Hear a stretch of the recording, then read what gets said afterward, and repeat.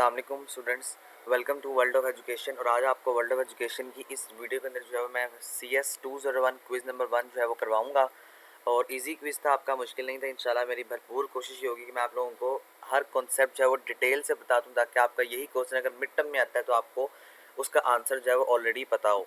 पहला क्वेश्चन देखते हैं। तो पहले क्वेश्चन में ना आपको इन्होंने दो नंबर्स दिए हुए हैं। देखें क्या कह रहा है आपको यहाँ पे कि इंट ए जो है वो 9 के बराबर है और इंट बी जो है वो a++ के बराबर है। सबसे पहले मैं आपको ये बता दूं कि इनका मतलब क्या है। ओके, मतलब इनका ये होता है कि जब भी ये a++ लिखा जाता है ना, इसका मतलब ये है कि ये मेरे पास इंक्रीमेंट ऑपरेटर है। इसका बेसिक मतलब ये होता है कि a+1, ठीक है। a++ का मतलब ये होता है कि a में 1 को ऐड कर दो। अब यहाँ पे वो क्या कह रहा है कि आपने पहले a को प्रिंट करना है, और ये बात याद रखिएगा, ये जो है वो इंक्रीमेंट नहीं है, ये पोस्ट इंक्रीमेंट है। यानी पहले a की वैल्यू लिखो, फिर प्लस का साइन डालो, और फिर इस प्लस का मतलब कि 1 को ऐड कर दो, तो ये पोस्ट इंक्रीमेंट है, ठीक है। अब यहाँ पे वो क्या कह रहा है, सी आउट, यानी सी आउट ऐसा फंक्शन है जो वैल्यू स्क्रीन के ऊपर प्रिंट करके देगा। सी आउट ए, वो कह रहे हैं सबसे पहले a को प्रिंट करो, a के बाद जो है वो डॉट को प्रिंट करो, और डॉट के बाद b को प्रिंट करो। तो देखिए यहाँ पे a की वैल्यू क्या है, a की वैल्यू 9 है, 9 डॉट, और b क्या था कि a++। तो a++ का मतलब क्या है, a+1, यानी 9+1 क्या होगा, 10 होगा। दिस मीन्स कि 9 और 10 ये इसका जो होगा करेक्ट आंसर यहाँ पर कंसीडर किया जाएगा। तो ये आपने अपने पेपर के पॉइंट ऑफ व्यू से याद रखना। पेपर में ये बहुत इंपॉर्टेंट कॉन्सेप्ट है, पेपर में मिड टर्म के स्पेशली पेपर में ये पूछा जाता है, ठीक है। इंक्रीमेंट ऑपरेटर का साइन का मतलब ये होता है कि आपने एक को या 1 को जमा करना है, ऐड करना है किसी भी अपनी वैल्यू में, जो भी वैल्यू आपको वहाँ पर जो है वो गिवन होगी। Okay, next question. ये क्वेश्चन मैंने आपके, अगर किसी बंदे का प्रैक्टिकल है तो बहुत दफ़ा मैंने आपको करवा दिया है, मस्ट है, ये आपके मिड टर्म के पेपर में भी आएगा और आपके क्विज में भी आएगा। For the following which one is the correct syntax of an array declaration, array size is 5 and it is float data type. वो कह रहा है कि अरे का जो साइज़ है वो 5 है और इसकी जो डेटा टाइप है वो फ्लोट है। तो ये अब आपको यहाँ पर बात पता होनी चाहिए कि जब भी मुझे अरे को डिक्लेयर करना है ना, तो उसको सबसे पहले मुझे उसकी डेटा टाइप लिखनी है।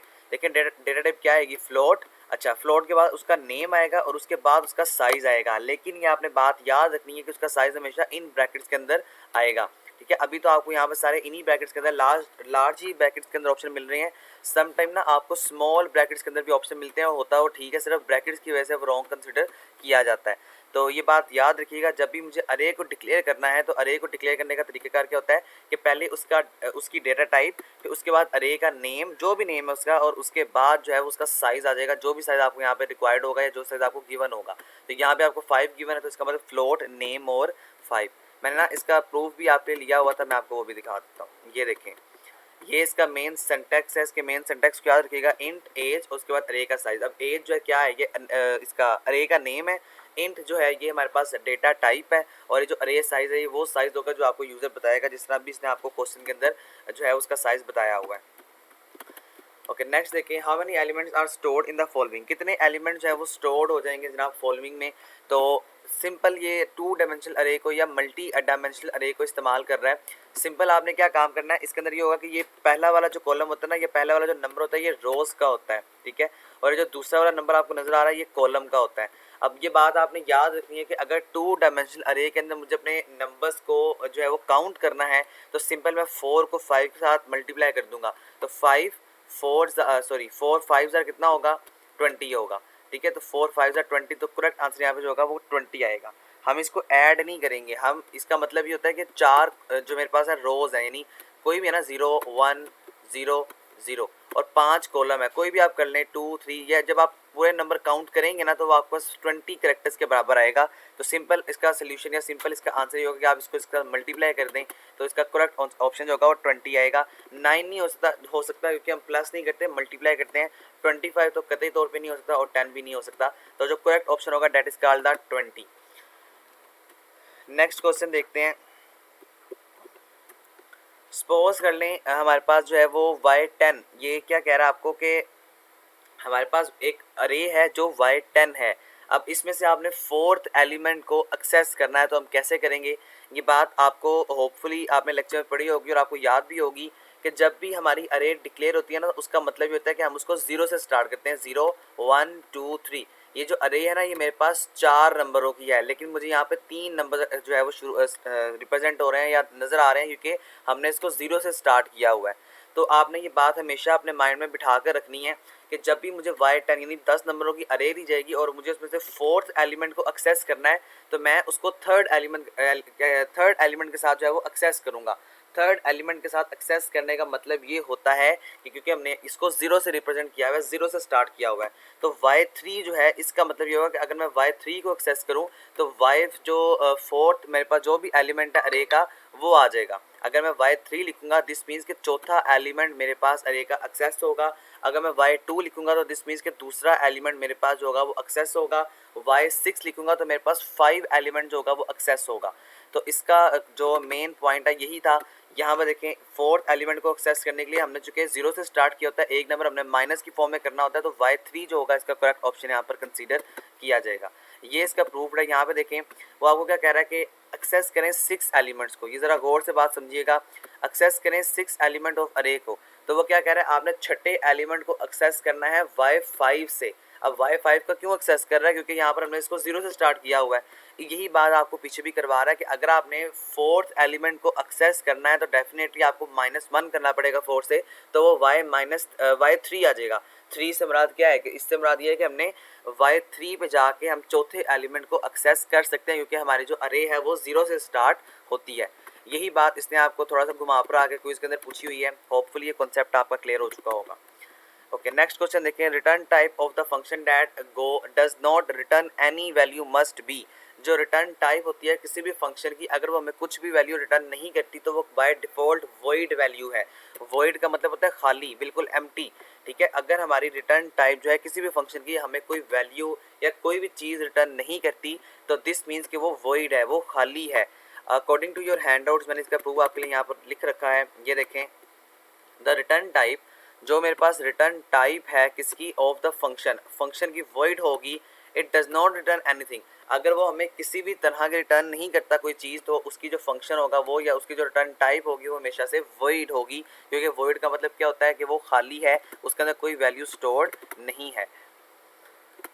अच्छा, ये आपका क्वेश्चन यहाँ पे दोबारा रिपीट हो गया, ये मैंने आपको समझा दिया है। नेक्स्ट देखते हैं, which of the following is the correct way to assign the address of the first element of the array to the pointer in data 10।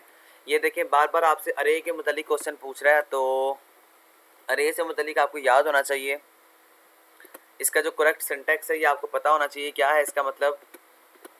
Okay, वो जो फॉलोइंग इसका करेक्ट कौन सा वे है, तो वही बात जो मैंने आपको पहले बताई थी कि इंट, बस यहाँ पे आपने स्टैटिक पीटीआर का इजाफा करना है, उसके बाद डेटा और 0। अब डेटा 0 हमें यहाँ पे इसने दिया हुआ था, और इंट हमें इसने जो है वो डेटा टाइप भी दी हुई थी। अब हमने पॉइंटर को ऐड करना था, तो पॉइंटर को ऐड करने का तरीकाकार क्या है कि सिर्फ आप इंट यानी अपनी डेटा टाइप के आगे स्टैटिक पीटीआर लगा दें। स्टैटिक पीटीआर का मतलब होता है पॉइंटर।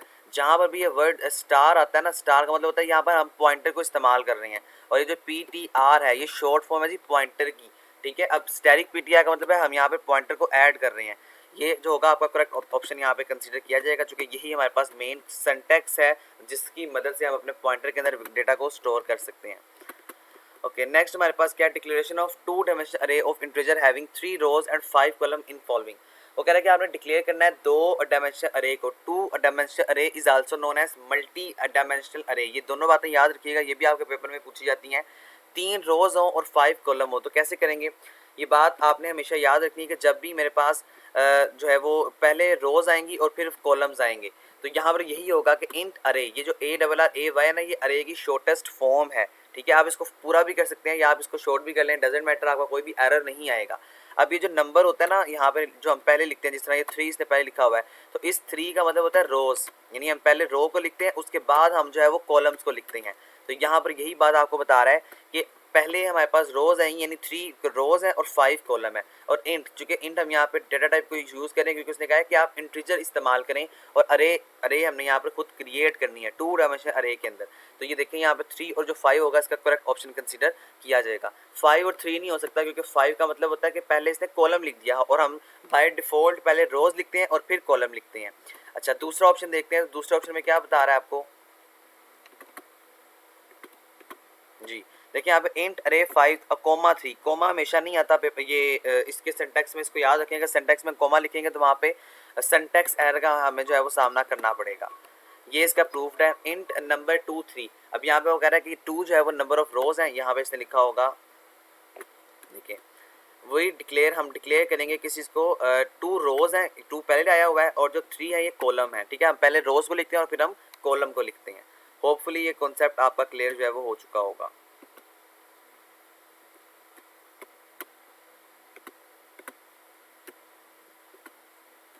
ओके जी, नेक्स्ट क्वेश्चन देखते हैं।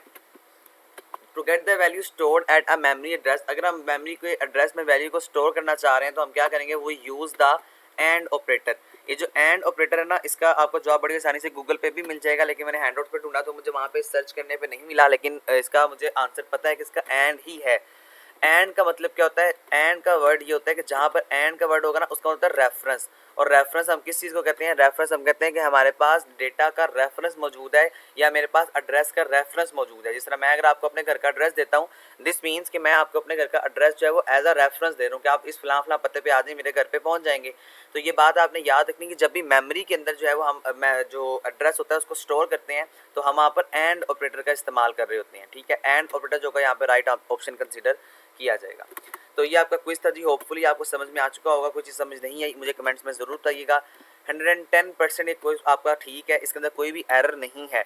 अलबत्ता कोई भी एरर अगर आपको लगता है तो मुझे बता दें, इंशाल्लाह वो अगर तो वो ठीक होगा तो मैं आपको बताऊंगा।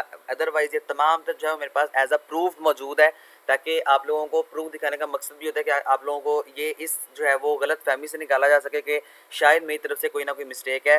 110% मेरा जो क्विज क्वेश्चन है या क्विज है ये बिल्कुल ठीक है। आप इसको एज इट इज़ याद कर लें, इंशाल्लाह ये आपके मिड टर्म के में भी बहुत ज़्यादा आपको फ़ायदा देगा और आपके क्विज में भी आपको इंशाल्लाह ये बहुत ज़्यादा फ़ायदा देगा। Thank you so much. इसके अलावा आप प्लीज़ चैनल को सब्सक्राइब ज़रूर कीजिएगा और अगर आप जो है वो मेरे चैनल पर न्यू है तो सब्सक्राइब कर लें। बेल आइकन पर लाजमी प्रेस करने के बाद ऑल पर क्लिक करें और वीडियो अच्छी लगने पर लाइक और दोस्तों के साथ शेयर ज़रूर कीजिएगा। थैंक यू, अल्लाह हाफिज़।